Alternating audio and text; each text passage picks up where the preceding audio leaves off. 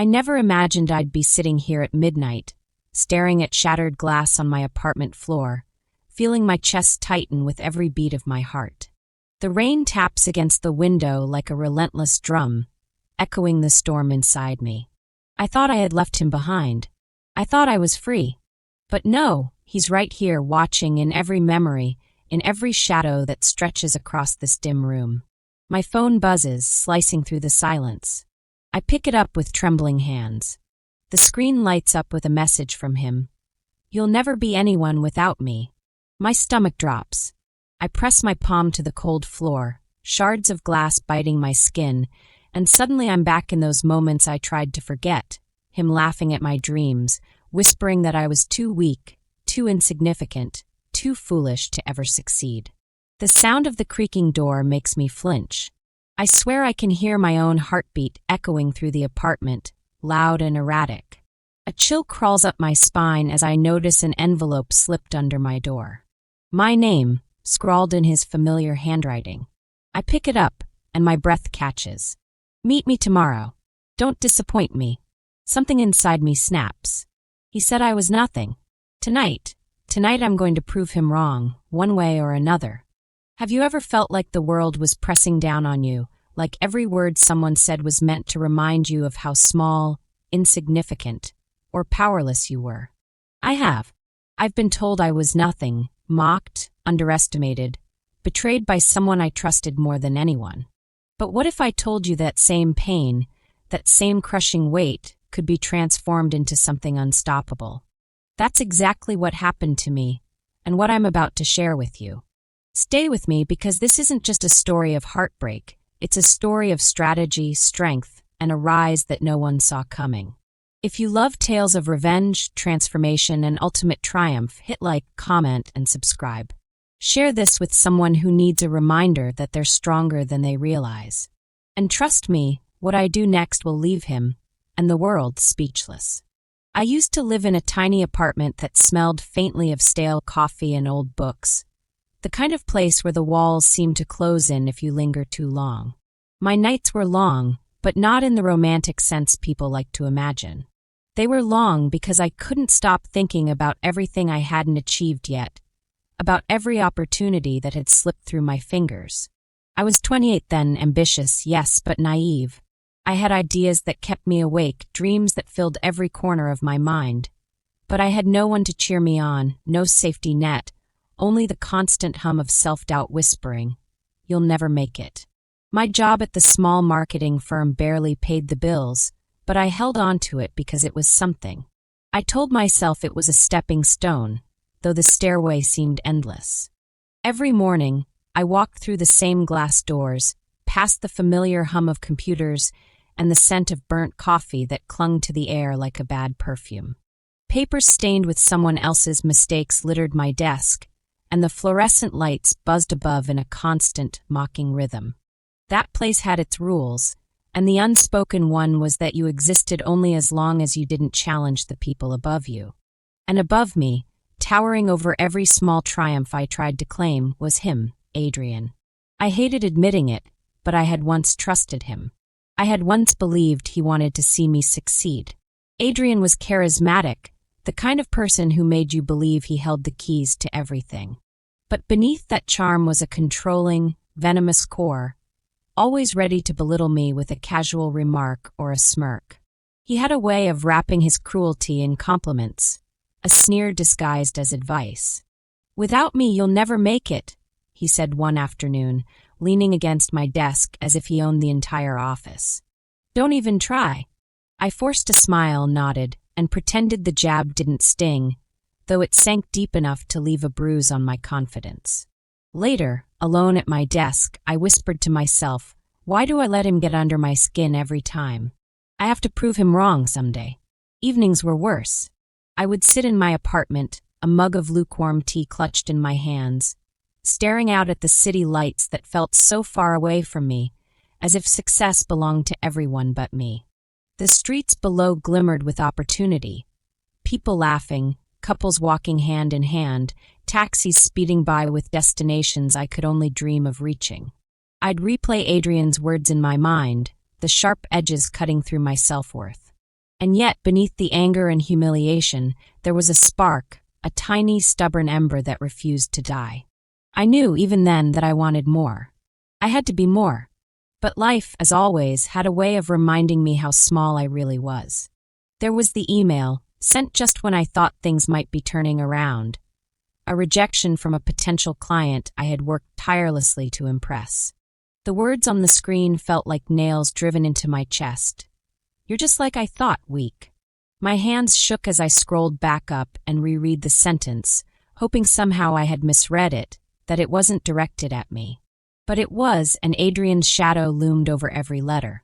I remember sitting there, staring at the computer screen, the hum of the office fading into the background. My stomach churned with a mix of embarrassment and anger. I wanted to scream, to throw my keyboard across the room, but I did neither. Instead, I closed my eyes and let the sting of humiliation wash over me. It was sharp, bitter, and deeply personal. I had never hated feeling so powerless. And yet, as I sat there in silence, a strange clarity emerged. This wasn't the end. Not for me. Every interaction with Adrian was like a lesson in control. He had a talent for making me doubt myself without ever raising his voice. One day, he complimented a campaign I had developed, only to follow it with a casual, "Of course, you couldn't have done it without me guiding you." Another day, he handed me a project with impossible deadlines and watched with a smirk as I scrambled to meet them, then reminded me in passing how easily someone else could replace me. And I let him. I let him belittle me, manipulate me, and make me feel small. But secretly, in the quiet corners of my mind, I was plotting. Not revenge, not yet. First, survival. First, growth.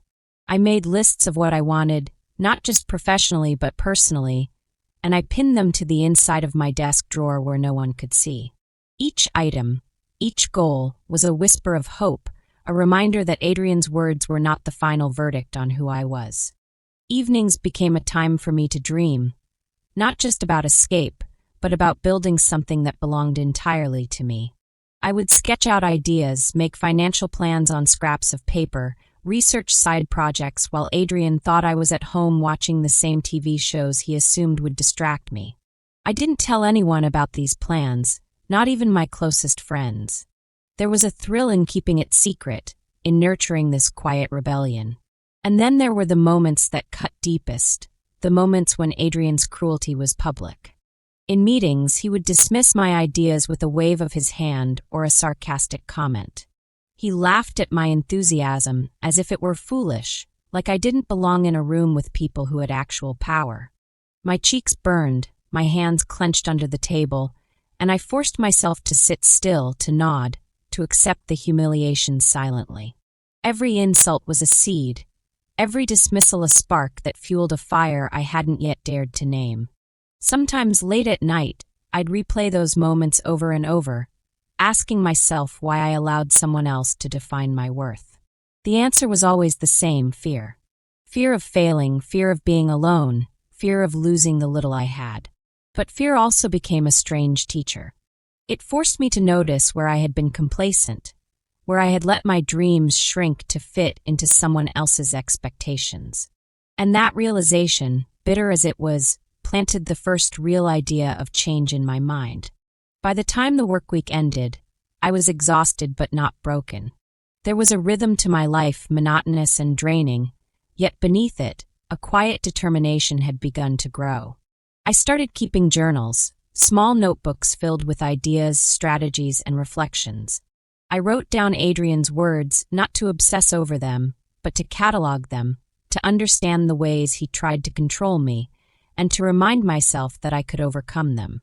The more I wrote, the more I realized that my world didn't have to be defined by someone else's opinions. Adrian could belittle me, he could manipulate situations, he could try to crush my confidence, but he couldn't touch the part of me that refused to stay small. That part of me was mine, and it was growing stronger every day. It was during one particularly brutal week, after a client had laughed at my proposal in front of Adrian, that I reached a turning point. I had walked into the office with my chest tight, stomach churning, ready for another round of humiliation. By mid-afternoon, I was exhausted, my ideas dismissed, my voice drowned out by the louder, more confident men in the room. And then Adrian had leaned over, his smirk unmistakable. "You really think you have what it takes, Emily? You're just like I thought, weak." Something inside me snapped. I left the office without a word, walked through the rain-soaked streets, feeling the cold cut through my coat, and yet I felt more alive than I had in months. I realized that being underestimated, belittled, and mocked was a gift in disguise. It gave me something to fight against, something to rise from. It gave me a reason to stop surviving and start planning, to stop hoping and start building. I didn't yet know how I would do it. I didn't yet know what the future held. But I knew one thing with absolute clarity. I was done being small. I was done letting someone else define my worth. And as the city lights blurred into streaks of gold and silver through the rain, I made a promise to myself. One day, he would see me differently. One day, the world would see me differently. And nothing, not his charm, his words, or his manipulations, would stop me. I thought the first few months after deciding to take control of my life would be slow but steady, a series of small victories that would eventually add up. I was wrong. Adrian had a way of sniffing out ambition like a predator smells fear. Every idea I nurtured, every small step I took toward independence, he seemed to sense, and he moved to crush it before it could breathe. It wasn't always overt. Sometimes it was subtle, a slight shake of his head, a raised eyebrow, a look that made my stomach drop, but the effect was the same. My confidence wavered, my resolve threatened to crumble, and yet somewhere deep down I knew I couldn't let him win. One Monday morning, I walked into the office with a presentation I had stayed up all night perfecting. I had charts, projections, and a solid marketing strategy that I was sure would impress the client and maybe even earn me some recognition. But before I could even get through the first slide, Adrian leaned back in his chair, fingers steepled, a smug grin spreading across his face. "You really thought you could do this alone?" he said, his voice calm but laced with venom. "Do you even know what you're doing?" I froze. The room felt smaller, the air heavier, as every colleague's eyes turned toward me. I swallowed, forcing a smile I didn't feel. My heart pounded so loudly I could hear it echo in my ears. The client glanced at Adrian nervously, clearly unsure who to believe. I opened my mouth to respond, but the words tangled in my throat. My cheeks burned with humiliation. Later, in the solitude of my apartment, I whispered to myself, "I'll show you. But I need a plan." Adrian didn't stop there. Every attempt I made to grow, to take initiative, he twisted into an opportunity to humiliate me further. Emails I sent to clients were corrected, in front of my team, often with deliberate misinterpretations of what I had written. Meetings I prepared meticulously for were disrupted by his interruptions, comments that made me doubt my own intelligence. I began to feel as if the walls themselves were conspiring against me, closing in with every failure I suffered at his hands. The humiliation wasn't just professional, it was deeply personal. He would comment on my choices outside of work, sneering at the way I spent my weekends, the way I dressed, even the way I laughed. He seemed intent on reminding me that I was nothing without him. And for a while it worked. I cried in my apartment more nights than I can count, curled up on the sofa with the city lights blurred by tears streaming down my face, wondering if I would ever escape the shadow of his control. But even in the depths of despair, there were glimpses of something stronger inside me, a stubborn spark that refused to be extinguished. One evening, after being publicly reprimanded for a minor mistake I hadn't made, I stayed late in the office. The hum of computers was comforting in its monotony, and the faint smell of burnt coffee clung to the air. I opened my laptop and started drafting my own plans, outside the watchful eyes of Adrian. Small steps, a new client outreach, an online course to build my skills, notes for a personal project. Each tiny success, no matter how insignificant it seemed, felt like a tiny victory in the darkness. There was one particular moment that changed everything. I had been working on a side project quietly, a small marketing consultancy idea I hoped to turn into something sustainable. I thought I was being careful, that no one would notice. But Adrian has a way of finding things. One afternoon, he leaned against my cubicle, smirking in that infuriating way, and said, "I see you've been busy on the side. You really think you could build something without me noticing?" My stomach churned, but something in his tone gave me an idea. There was arrogance there, a belief that he could control everything. And maybe, just maybe, that arrogance could be used against him. That week became a turning point.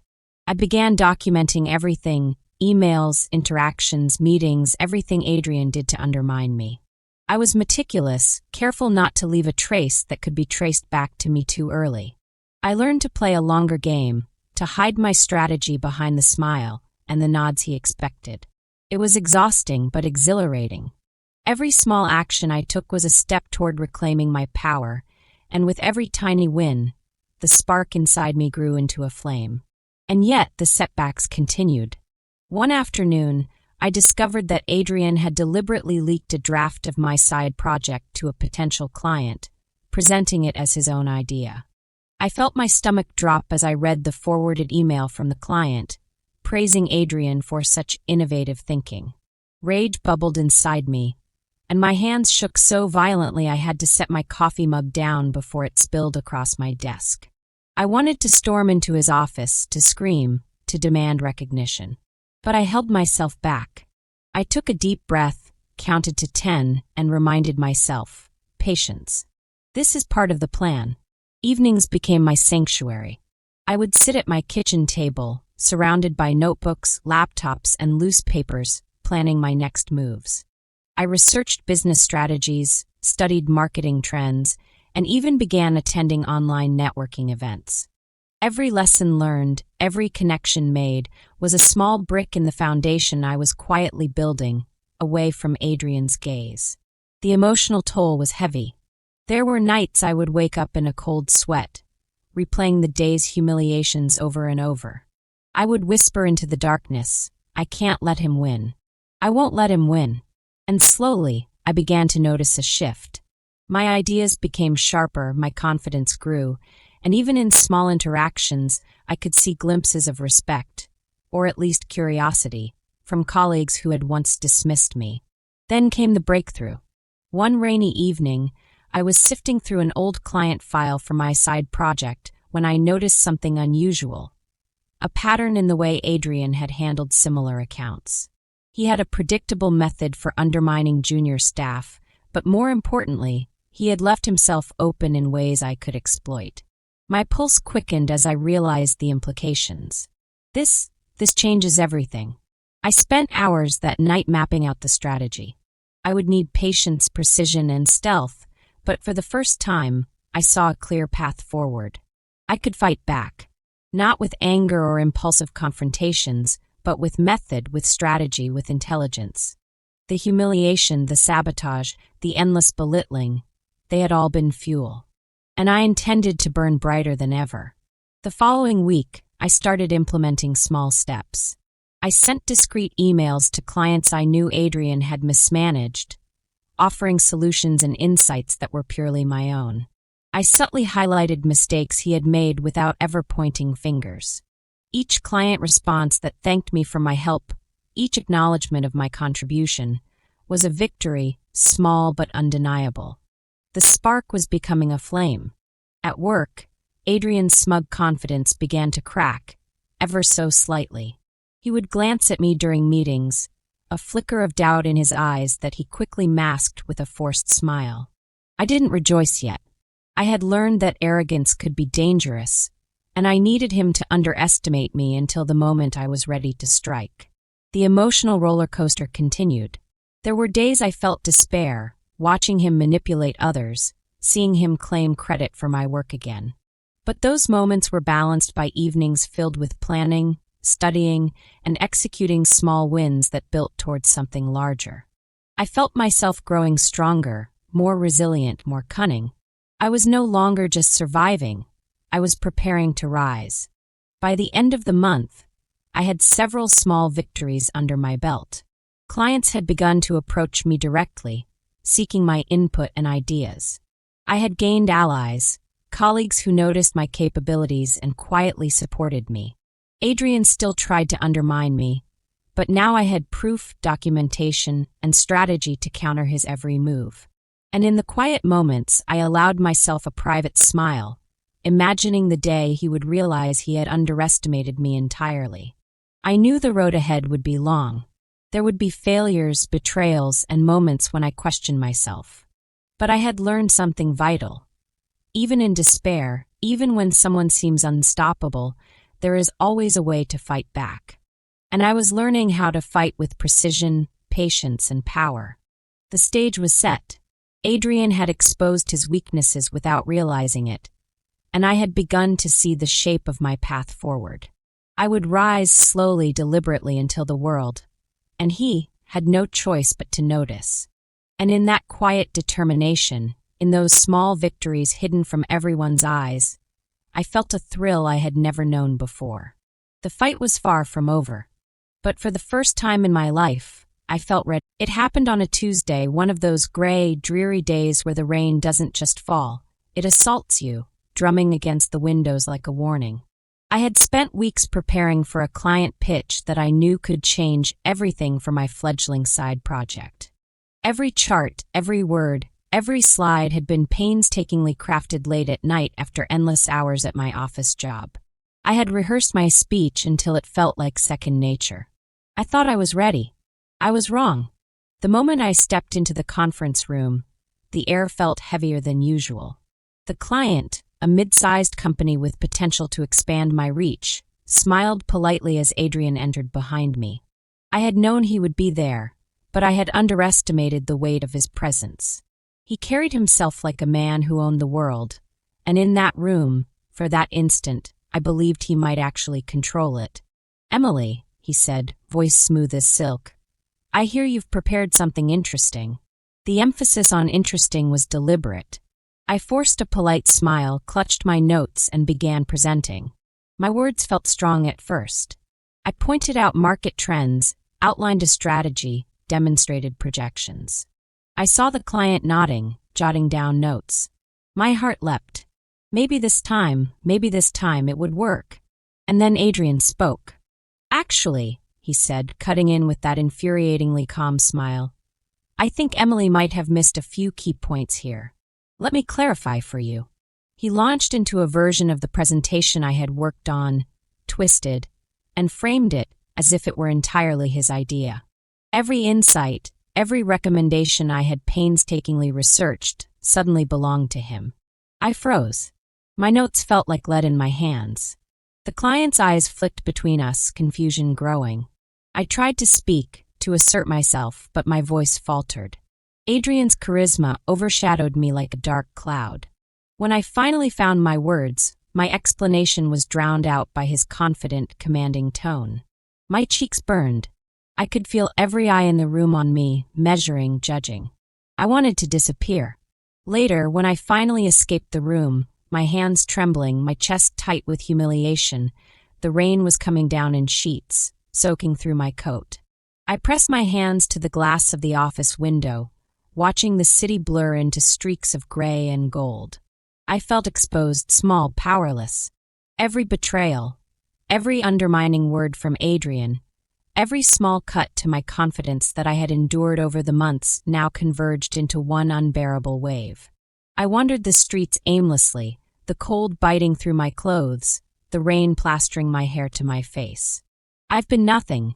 Maybe I am nothing," I whispered, my voice lost in the patter of raindrops. The weight of despair pressed down on me, threatening to crush any spark of hope I had fought to protect. The betrayal didn't just hurt. It was a public statement that I was invisible, insignificant, a footnote in a story Adrian had decided to write for me. I could hear his smug laughter in my head, see the smirk he always wore when he believed he had won. Every instinct screamed at me to quit, to retreat, to let the world swallow me quietly and spare myself more humiliation. I ducked under an awning, shivering, and closed my eyes. My teeth chattered, my hands trembling violently, cold seeping into every bone. And in that moment of despair, when the world felt like it had folded in on itself, I realized something terrifying and exhilarating at once. I had a choice. I could crumble here, let Adrian's words and actions define me forever, or I could fight back. The rain soaked my hair, the city around me blurred into shadows and light, and I felt the raw, pounding rhythm of my own heartbeat. For the first time in weeks, maybe months, I felt clarity piercing through the fog of humiliation. This was the moment. Not for revenge, not yet, but for reclaiming myself. I could no longer let him decide who I was, or who I could become. I thought back to the countless nights I had spent planning, researching, documenting, and building my ideas in secret. I thought of every small victory I had clawed from the ashes of his manipulation. And then I thought about the future, the one that I wanted, one that belonged to me and no one else. That future wouldn't arrive by waiting for him to step aside. I had to step into it fully, deliberately, without hesitation. My fingers ached from clutching my soaked coat, but I clenched them anyway, feeling the tension coiled tight like a spring ready to release. I whispered again, this time with a steadier voice, maybe this is the moment I finally fight back. The night around me was alive with sound. The hiss of rain, the distant wail of sirens, the occasional splash of tires through puddles. Every sense felt heightened, as if the universe itself had slowed down to let me understand the gravity of the decision I was making. I had nowhere else to turn but forward. Retreat was no longer an option. I allowed myself a single deep breath, feeling the cold air fill my lungs, steadying my racing heart. I imagined the possibilities, building my empire quietly, methodically, watching him underestimate me at every turn until he had no choice but to recognize the force he had tried to suppress. And I knew, without a doubt, that it was possible. I didn't have the full plan yet. There were steps to take, strategies to refine, obstacles I hadn't yet imagined. But for the first time, I felt an unshakable certainty that I would not be stopped. Not by him, not by the world, not by my own fears. I could feel the power simmering beneath my skin, a potent mix of anger, resolve, and determination. It was terrifying, but it was mine. Hours passed, and the rain finally began to taper, leaving the streets glistening with reflections of neon signs and car lights. I stood on the sidewalk, soaked to the bone, trembling with cold and adrenaline. My mind raced with ideas, plans, possibilities. The fear and despair that had weighed me down for so long had not vanished, but they had transformed, sharpened into something like clarity. Finally, I raised my chin, feeling the rain drip off my hair and onto my coat. My hands were still trembling, but the tremor no longer came from fear. It came from anticipation, from energy, from the fierce desire to reclaim my life. I made my decision there, on the rain-slicked street, under the dim glow of a flickering street lamp. Tomorrow, I would begin. Tomorrow, I would take the first steps toward my empire, toward a life defined by me and me alone. No one would stop me. Not Adrian. Not anyone else who had ever tried to make me feel small. Tomorrow, everything would start to change. And in that quiet, electrifying moment, with the city breathing around me and the last drops of rain falling from the sky, I felt the spark of transformation ignite. The breaking point had arrived, and with it, the promise of something greater than I had ever imagined. The morning after that storm felt different. The city was still wet, the air cool, the sidewalks slick with puddles, but inside me, something had shifted. I wasn't the same Emily who had walked into that conference room and left humiliated. I wasn't even the same Emily who had stood under the street lamp the night before, trembling with despair. No, this was the first morning of something new. My resolve was raw, unshaped, but it was fierce. I remember sitting at my small kitchen table, the chipped edge digging into my forearm as I opened my laptop. The screen glowed faintly against the gray morning light, and the clack of the keys echoed in my tiny apartment. I didn't have much, a half-dead plant in the corner, a stack of overdue bills, the hum of a refrigerator that rattled every few minutes. But I had my mind, my ideas, and now I had the fire. The first step was learning. I devoured everything I could find, online courses, business articles, YouTube tutorials. Marketing, branding, sales funnels, negotiation tactics. Words that had once intimidated me now became weapons I was sharpening. Late nights blurred into early mornings. I would sit cross-legged on the floor, my laptop balanced on a stack of old textbooks, scribbling notes furiously into a spiral-bound notebook. My eyes burned, my back ached, but every new concept I understood felt like unlocking a hidden door. Of course, knowledge didn't erase failure. My first attempt at launching a service, helping small shops in my neighborhood with their digital presence, fell flat. I had designed a website template, printed out flyers, even cold called a few businesses. The responses were less than encouraging. One shop owner laughed in my face. "Sweetheart," he said, wiping his hands on his apron, "we've been here 30 years. My customers don't care about a website. They know where to find me."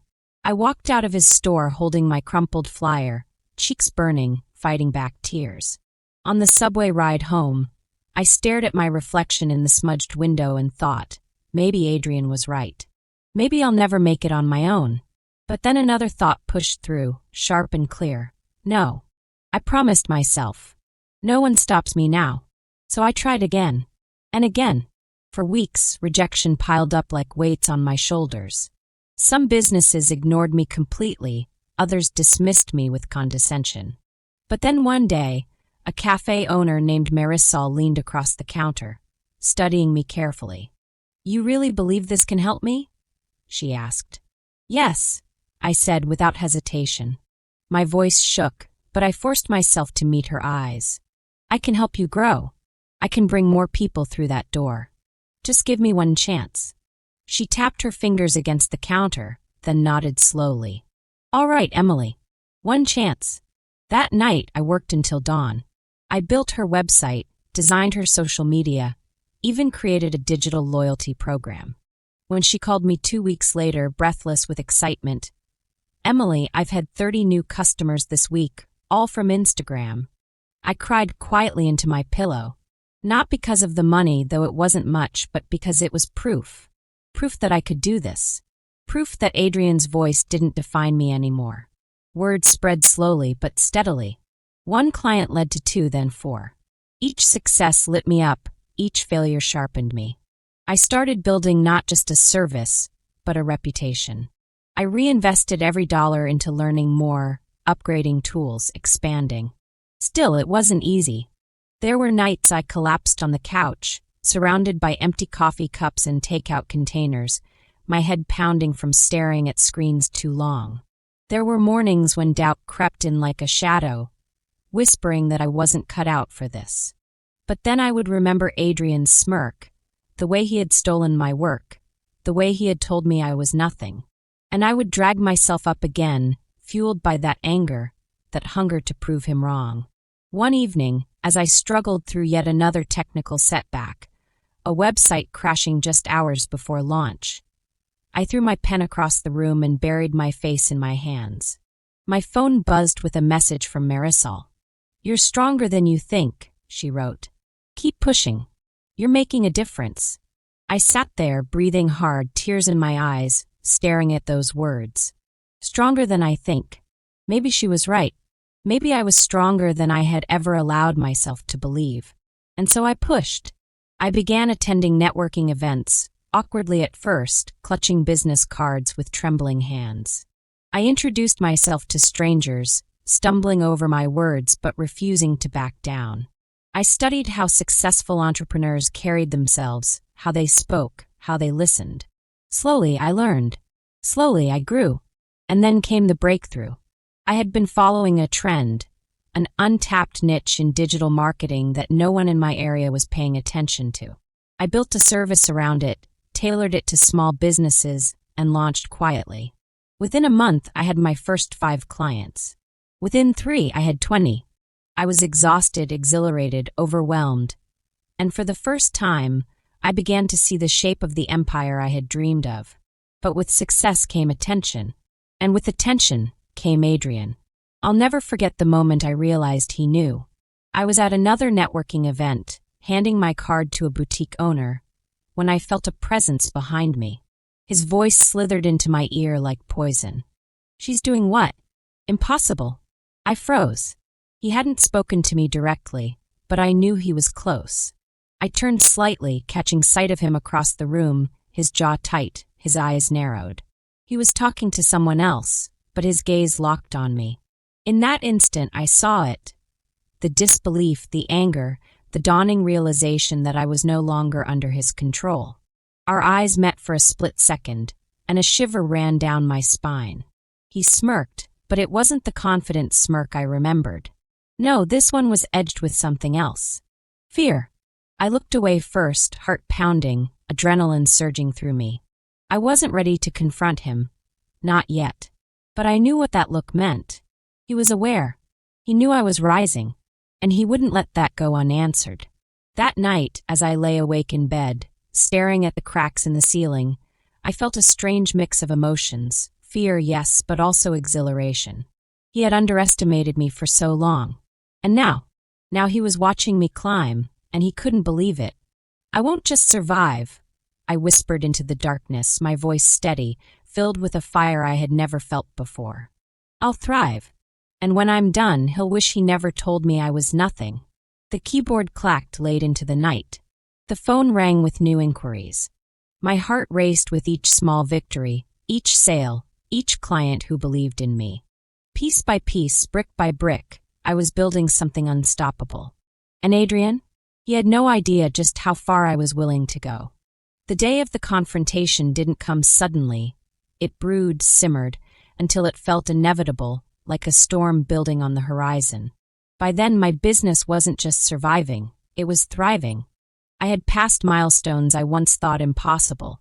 Consistent revenue, employees depending on me, clients who spoke my name with respect. And still, Adrian's shadow lingered, circling me like a predator too stubborn to admit he had lost his prey. He had tried subtle sabotage first.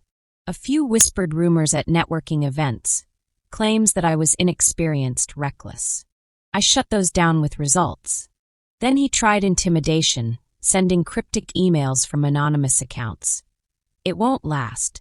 You'll fold soon. I almost laughed. That used to scare me. Not anymore. The real showdown came when we were both invited to the same industry gala. The kind of event where cameras flashed and success stories were toasted with glasses of champagne. I remember standing at the edge of the ballroom, the low hum of conversation wrapping around me, chandeliers scattering gold light across polished marble floors. My dress was simple but sharp, the kind that made me feel powerful without trying too hard. My hair pulled back, my posture steady. I felt like the version of myself I had fought to become. And then I saw him. Adrian. He looked exactly as I remembered. Polished, smug, his smile too rehearsed. But there was something new in his eyes when they landed on me. Something brittle. He hadn't expected me to be here, not as a guest of honor, not as someone the hosts introduced with the spotlight and applause. When my name was announced, Emily Carter, founder and CEO of Brightrise Digital, celebrating $1 million in revenue this quarter. The applause thundered through the room. Cameras flashed. People turned toward me, clinking glasses, nodding in admiration. And Adrian? He froze. His smile faltered for the briefest moment before he forced it back into place. But I saw it. I saw the crack. I waited until the crowd shifted, until conversations rose and drinks flowed. Then I approached him. My heels clicked softly against the marble, each step steady, deliberate. He turned as I neared, his smirk already forming like armor. Well, well, he drawled. If it isn't Emily. Quite the surprise to see you here. I tilted my head, let a small smile curve my lips. Surprised, Adrian? Or threatened? His eyes flickered, just for a second, then narrowed. You've done all right for yourself. I'll admit, I didn't think you had it in you. I leaned closer, lowering my voice so only he could hear. You told me I was nothing, that I'd never make it without you. And yet here I am. $1 million in revenue, my own company, my own name. And the world calls me everything you said I could never be. The color drained slightly from his face. He tried to recover, straightening his tie, laughing lightly. Numbers don't mean much, Emily. I've been in this game longer than you. A little success doesn't erase the fact that you'll always be in my shadow. I let the silence hang for a beat, long enough for him to squirm. Then I stepped back, louder now, letting my words carry just enough to reach the group of people nearby. Funny, because I've already outpaced your firm in growth this year. Some shadow you cast, Adrian. Heads turned. People glanced at him, then at me.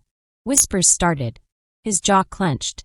For the first time, I saw real panic flicker, but he leaned in, voice sharp now, venom laced in every word. You think this makes you untouchable? You think you've won? You're still the same naive girl who needed me. I felt my pulse in my throat, steady, strong. Once, those words would have cut me open. But now, they sounded hollow. I straightened my shoulders, locked my gaze with his, and said calmly, No, Adrian. I never needed you. You needed me. You just didn't realize it until it was too late. His lips parted, but no words came. For the first time, I had silenced him. The room seemed to tilt in my favor after that. People gravitated toward me, asking questions about my company, congratulating me. Adrian lingered on the edge, ignored, invisible in the very space he used to dominate. I could feel his fury from across the room, simmering, coiling like a snake. But it wasn't enough for me to simply bask in that moment. Revenge isn't about a single line or a single night. It's about dismantling the power someone once had over you, brick by brick, until there's nothing left. So I revealed my final move. Later in the evening, during the awards presentation, I stepped onto the stage to accept a recognition for innovation in small business growth. The spotlight was hot, the applause loud, but my focus was on him, standing stiffly at the back of the room. I cleared my throat, my voice steady as I addressed the crowd. When I started this journey, I was told I was nothing, that I would never succeed without someone else holding the reins. Tonight, I stand before you not just as a founder, but as proof that no one, no matter how powerful they seem, gets to decide your worth but you. A murmur of agreement rippled through the audience.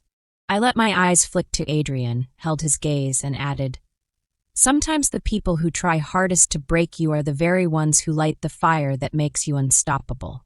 The applause roared, filling the room like thunder. Adrian's face darkened, his fists clenched at his sides. I smiled inwardly. That was it. That was the dagger. After the event, he cornered me near the exit, his mask finally cracking. His voice was low, trembling with rage. How did you do it? How did you beat me? I looked him dead in the eye, my voice calm, almost cold. I didn't beat you, Adrian. You destroyed yourself the moment you underestimated me. You said I was nothing. But the world calls me everything. He staggered back slightly, as if the words themselves had struck him. For once he had no comeback, no smirk, no manipulation left. Just silence. I walked past him, my heels clicking against the marble floor, my heart pounding but steady. The night air hit me as I stepped outside, cool and crisp, the city alive with lights and sound. I inhaled deeply, feeling the weight of years of fear, humiliation, and doubt finally lift from my shoulders. Was it over? Not entirely. Adrian was the kind of man who might still try to claw back some semblance of control, who might plot in the shadows. But it didn't matter anymore. Because I wasn't afraid of him. Not anymore. And that uncertainty, that possibility of one final twist, only fueled me further. Because whether he tried again or not, one truth would remain unshakable. I had risen. I had transformed. And no one, not Adrian, not anyone, could ever take that away from me. The night after the gala, I found myself standing alone on the balcony of my apartment, looking out at the city skyline. The air was crisp, cool enough that each breath felt sharp in my lungs. Below me, the streets pulsed with light, cars sliding through intersections, neon signs buzzing faintly in the distance, the rhythm of a city alive and relentless. But for the first time in years, I wasn't overwhelmed by it. I wasn't afraid. I felt free. The echoes of applause from earlier still lingered in my ears, a reminder that I wasn't invisible anymore. I wasn't the woman sitting in a cubicle, shrinking under fluorescent lights while someone else took credit for my work. I wasn't the girlfriend too afraid to speak up, too afraid to leave, too afraid to believe in her own worth. I was something else now. Someone else. I rested my hands on the cool metal railing, my body still humming with the adrenaline of everything that had happened. My reflection in the glass door behind me almost startled me. Strong posture, eyes sharp but calm, lips curved in a quiet smile. It wasn't just success I was seeing. It was transformation. I thought about all the nights I had cried myself to sleep, all the mornings I had dragged myself out of bed feeling like a failure. I thought about Adrian's voice in my head, telling me over and over again that I was nothing. And then I thought about tonight, standing on that stage, hearing my name called, the world clapping for me. A quiet laugh slipped from my lips. I didn't just build a business, I whispered to the night air. I rebuilt myself. And this is just the beginning. I let that truth settle into me, heavy but comforting, like a blanket finally laid over tired shoulders.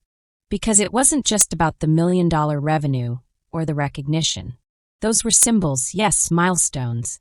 But the real victory was deeper. It was in the way I carried myself now, the way I no longer flinched at shadows or doubted my voice. The real empire was inside me. Somewhere in the distance, a church bell chimed the hour. I closed my eyes and listened to the city breathe. For once, I wasn't desperate to outrun the sound of my own thoughts. They were steady, strong, aligned with who I had become. I knew Adrian might try again. Men like him rarely let go of power quietly. But the thought didn't rattle me anymore.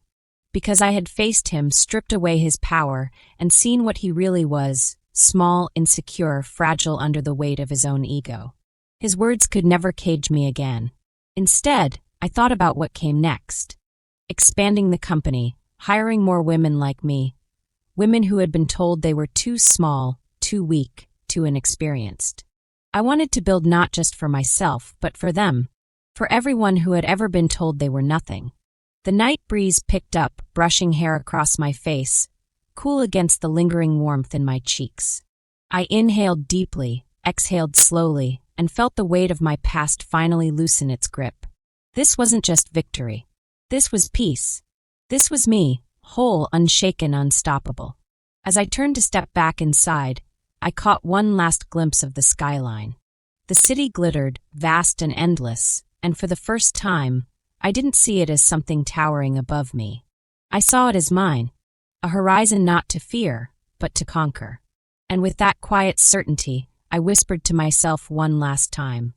He said I was nothing. But the world calls me everything. Looking back now, I realized the greatest revenge was never about watching Adrian fall. It was about watching myself rise.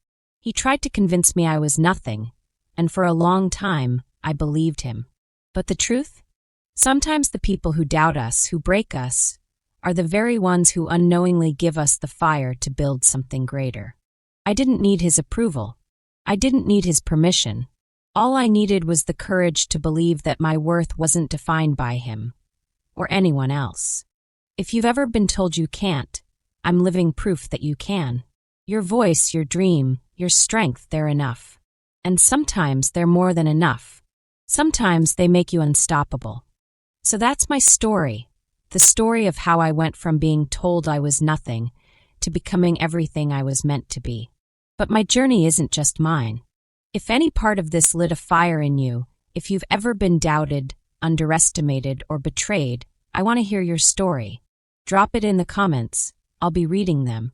Let's build a space where every voice that was once silenced gets heard loud and clear. And if my rise gave you chills, hit that like button. Share this with someone who needs the reminder they're stronger than they know, and subscribe so you don't miss what's next. Because trust me, next week's story is about a betrayal so deep, it flips everything upside down. You won't believe how it ends. Stay with me.